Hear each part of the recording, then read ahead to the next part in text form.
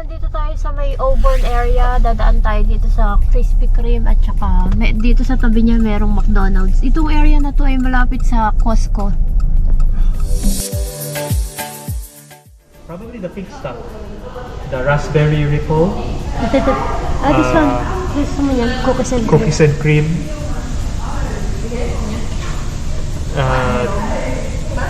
The white chocolate, caramelized. Wala na. How many we got? Oh. Hello po, welcome po sa aming YouTube channel na Saturday Vlogs dito sa Australia. Weekend ulit. Ano oras na ba? 11 na ng umaga. Nandito tayo ngayon sa Auburn. Dumaan tayo dito sa Krispy Kreme. Kasi pupunta kami sa friend namin na taga Lidcomb. Kung napanood nyo yung dating video namin na What's in Lidcomb, na wala pa kami sasakyan doon eh, naglakad pa. Di ba nag-MRT tayo sa Stratfield, tapos nilakad namin from Stratfield hanggang doon sa bahay nila. Sila yung bibisitahin namin, tagaroon pa rin sila. So, tingnan natin yung development sa Lidcomb. Tapos bago tayo punta doon, daan muna tayo dito sa Costco kasi bili tayo ng mamimerienda namin sa doon nga sa pupuntahan namin. Kasi lunchtime kami pinapapunta doon eh, para doon na lang din daw kami mag-lunch. Pero, ang dala na lang namin ay yung pang merienda. Punta tayo sa Costco tapos diretso na tayo sa Lidcomb. So, i-share namin sa inyo yung area, yung lugar na Lidcomb ulit. Tingnan natin kung ano yung mga bagong development doon. Meron pala ditong factory outlet ng mga fishing, ano pa yan? Fishing and ano ba yung mga yan? Fish and reel. Fishing or us. Mga gamit sa pangingisda. Kasi dito sa Australia, isa yan sa mga activity ng mga, hindi lang na mga may edad, pati yung mga bagets nakikita namin, nagfi-fishing din sila. So, isa siya sa mga activities dito. Dito pala sa tapat ng Krispy Kreme, merong ganyan, oh. Malaking Victoria basement. Massive clearance sale. Yung Victoria basement, ano yan, tindahan siya ng mga kitchenware. Madami nga mga industrial, mga factory outlet. Dito naman sa kabila, mga sports, may Nike, ano nga ba tawag dyan? May Kathmandu, may Puma. Sportswear. Sports, ayan, Intersports, may Adidas. Tapos may LG. Ito LG pala, bilihan ng mga appliance. The destination is on your left. Costco Wholesale. Arrived. May refrigerator, 280 lang. Xbox 780. Ay hindi, nga 780. Gusto mo yan? Kuha lang. Kukuha lang naman eh. Madami pa palang patikim. 11 o'clock pa lang na umaga. So, ang daming mga free taste dito. Sweater. Ito. Ito leather jacket. Todo ka na sa leather jacket. 85. Ano yan? Dyson na purifier hot at cool ay 720. Oh, diba? 250 off yan. Oo, So, ba ng vacuum? 650 na lang. vacuum 650. V10 Cyclone. Ayan, hanap tayo ng madadalang pang merienda. Pakwan, oh, $13. Each yan, mura na. Mura na yan. Kaso hindi naman natin maubos. Masarap ba yun? Oo nga, magkano yan? $35 isang tray. 36. Mga cheese. Sobrang daming tao. Naghahanap kami ng mga ali na walang tao. Quesadilla. Ay, ito mukhang masarap.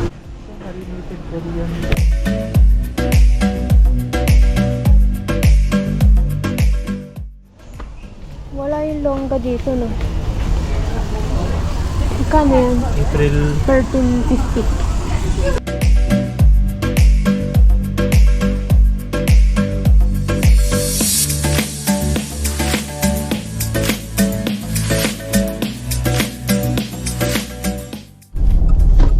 Ayan, 12:39 na kami nakaalis dito sa Costco. Sobrang daming tao. Sobrang busy. No? Hindi ko alam kung dahil ba alas 10 kasi ang bukas nito. Daming tao talagang sa parking, dito sa ordera ng pagkain, sa mismong Costco tinda, yung mismong pinaka pamilihan. Sobrang daming tao. Pero maganda pala pag bagong bukas kasi ang dami mo talagang yung stock ng mga bibilihin mo ay kumpleto ba. Yun nga lang, nakakapagod yung siksikan, yung dami-dami na, yung sobrang dami ng tao. Mako-compare namin yung difference ng Costco dito tsaka Costco sa Bularo, sa Costco kahit sa Costco sa Melbourne no. Iba. Dito talaga sobrang busy. Ang daming tao talaga. So ngayon papunta na tayo doon sa Lidcombe sa bahay ng friend namin, doon kayo magla-lunch. So ang lesson pala pagka kung o-order kayo ng something doon sa Costco na yung luto na, dapat orderin mo muna bago ka umag-ikot sa loob kasi ang tagal pala ng waiting time, no? Mag-aalauna na pakita namin sa inyo yung lugar dito sa Lidcombe. Ayan, ganyan pala yung mga bahayan dito, mga landed. Siguro yung malapit sa MRT station ang mga building, pero dito sa area na to ay mga landed area. Mga bago na oh. Ito bago. Turn right onto Belgium Street, then the destination is on your left. Ayan, 3:23 na ng hapon, nakaalis na tayo dun sa bahay ng friend namin. Itong Turn area na left to onto ay Burney Avenue, then turn right onto Edwin Flack Avenue. Carter Street naman to. Dito pa rin tayo sa may Auburn area. Nakakaliwa doon. Nasa Sydney Olympic Park na pala ulit tayo. Ang bilis lang. Parang 2 minutes lang nandoon na tayo from galing sa Lidcombe papunta dito. Ang bilis lang, no?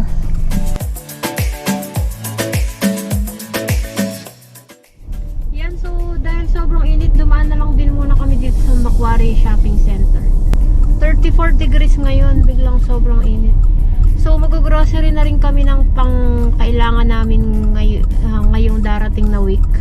Tapos mamaya pala i-share ko sa inyo kung magkano yung total na nag-grocery namin nung buwan ng February. Kasi di ba may nagtanong nga sa amin na magkano ba yung estimated naming budget sa isang buwan para sa grocery. So mamaya ito total ko kung magkano nga ba yung aming nagastos noong February sa grocery. Pero ngayon dito muna tayo sa Macquarie Shopping Center. Ikot siguro tapos grocery na ulit sa yun, same ulit Aldi, Coles at saka doon sa gulayan. Meron tayong hotdog. Bili tayong giniling. Yan na lang. Hindi, ang binibili ko iba eh. Tignan mo dyan ito. Yung Price per kg. So ito, 15, 16. Ito, 18.50. So mas mura to. Kaya dito tayo. Yun ang technique. Yung pala yung technique. Pili ka lang ng maganda-gandang Party. putol ba? Clothesline. O nga, camping chair. So ba ng pangmura damo? Director's chair, $60.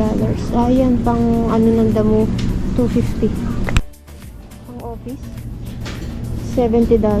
Misting fan pala yan. Para sa mga pag-dry yung hangin, no? Tama ba? Ayoko. Puta na ako sa halaman. Microfiber towel, 13.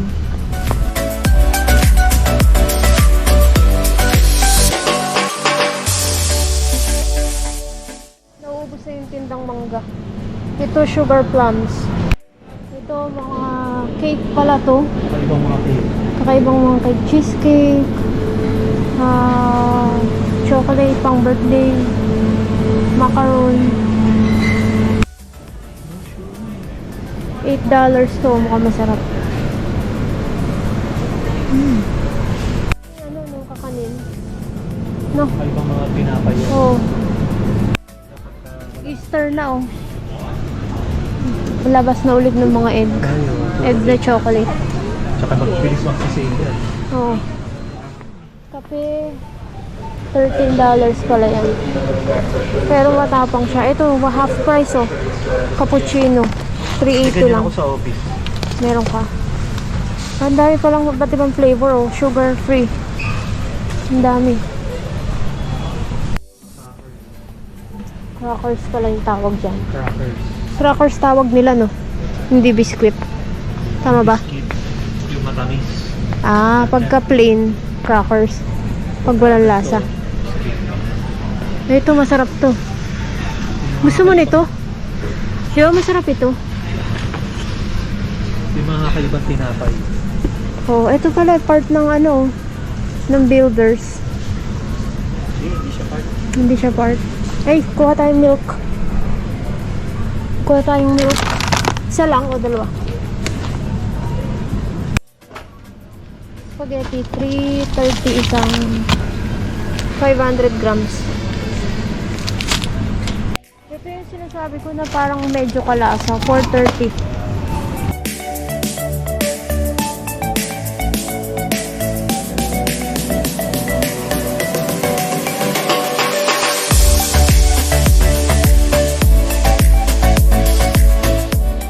Ubus yung half price. No. Ay, half price lang gusto ko eh.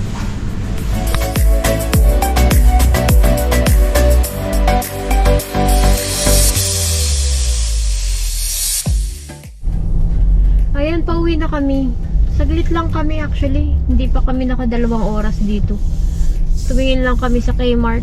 Big W ng saglit na saglit. Tapos Aldi na karne lang binili namin. Tapos sa Coles, konti lang yung gatas lang. Tsaka kung ano naman binili natin, parang gulay. So konti lang, siguro mga $50 lang nagastos natin, no? Mga ganun lang. Kasi wala kaming maisip na kailangan naming bilhin. Siguro Yung ngayong... sa Costco, magkano yung bili natin? Ay, oo. Yung palang binili namin sa Costco ay 84 at saka magkano yung longganisa? 19? Tsaka 19, so mga $110 pala yung nabili natin sa Costco. Yung sa Krispy Kreme kasi, ano yun, gift namin dun sa pinuntahan namin na friend. 34. 34. Hindi, meron pa yung yogurt. Oo, tsaka yung yogurt na isang tub. Tsaka bumili kami ng malaking pizza sa Costco para pang minirienda namin doon sa friend nga namin, doon sa dinalaw namin. March na ngayon eh, hindi ko na ito isinama sa monthly expenses natin nitong February kasi pang March naman na to. Kumbaga technically yung mga binili namin ay kakainin namin ng March, di ba? Kung talagang tutuusin natin yung mga binibili natin. Pero nung February, ang mga napamili natin lahat-lahat, ilista ko. Kahit minsan gulay lang ang idinaan namin sa Coles o kaya delata lang ang idinaan namin sa Coles. Ang napamili natin nung February ay $344 lang. O, diba? $344 lang napamili namin buong February. Na yung iba dun ay may tira pa hanggang ngayon. So yun lang talaga yung nabibili namin sa isang buwan na grocery. Magkano? 300? $344. Pero yun, yung mga binibili namin na yun, pang dinner, pang lunch, pang baon sa office ng lunch, tsaka pang breakfast. May kumain-kain pa tayo sa labas. Oo, yung mga nagagastos namin pagka kumakain kami sa labas, hindi ko na nilista. Kumbaga ito purong grocery lang. Nung February pa naman, ang dami naming kain sa labas kasi 'di ba, Chinese New Year, 'di ba? Valentine's, tapos twice 3 times namin kaming may minute na friend. Tapos yung pagka yung kunwari after work Thursday or Friday, napapagusto kaming mag-ikot-ikot sa city. Ano na rin yung dinner na rin. Tapos pagka weekend naman, magmimerienda o kaya lunch dito sa mall. Hindi ko na nilista yun. Pero pag ganun ako makain sa labas, yung kunwari dinner, minimum na dun $40 to $50 sa amin dalawa na. 'Di ba? Kasama drinks. Kasama drinks. Kasi nga mahal kumain dito. Mahal yung mga food dito. Pag naman merienda, kunwari magpa-fast food ka, siguro mga $20 tayong dalawa na, no? Mga ganun. Kasi yung drinks din minsan mahal. Kunwari napagusto ka na magkape, ganyan, $5 na yung kape. Kung gusto mo namang mag milk tea, mga $7 na siya. 'Di ba? Mga ganun yung presyohan. So yun yung sagot sa inilista ko buong month ng February na monthly expenses namin sa grocery, $344. Again, pang sa aming dalawa lang ito. Tsaka hindi kami malakas sa food no. Mga snacks, Hindi kami bumibili ng mga snacks, mga soft drinks, wala kami mga ganun, mga chocolate, wala kami masyado. Paminsan-minsan lang, pero hindi siya part ng aming grocery. Tapos, hindi pala kami nag-aaksaya ng pagkain, di ba? Hindi kami nagtatapon ng pagkain. Lahat inuubos talaga namin. Yun siguro yung secret natin, no? Hindi naman kami yung nagtitipid na dapat ganito lang yung makain natin. Hindi naman. Talagang yun lang talaga yung consumption namin. Pauwi na kami hapon na, 5:16 na ng hapon.